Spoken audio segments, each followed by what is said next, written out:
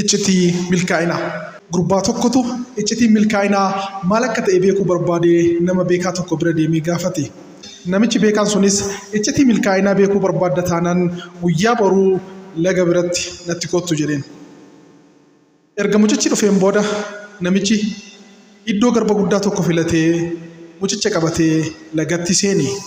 Akkuma laga keessa siqaa deemaniin lagni sun jara liqimsuu eegale. Erga bishaan qixxee seenanii booda namichi sun gurbaa sana qabee bishaan jala dabarse. Yeroo inni bishaan sana keessaa ba'uudhaaf tattaafatus akka keessaa hin baane sirriitti humna guutuudhaan bishaan sana keessatti gadi qabaa ture. Booda irra garuu ol baasee gaafii kana dhiyeesseef. Yeroo bishaan jala turtetti wanti waan hunda caala si barbaachisu maal ture jedhee gaafate. Gurbichis qilleensa jedheen. Eeyyan iccitii milkaa'inaa beekuu barbaadda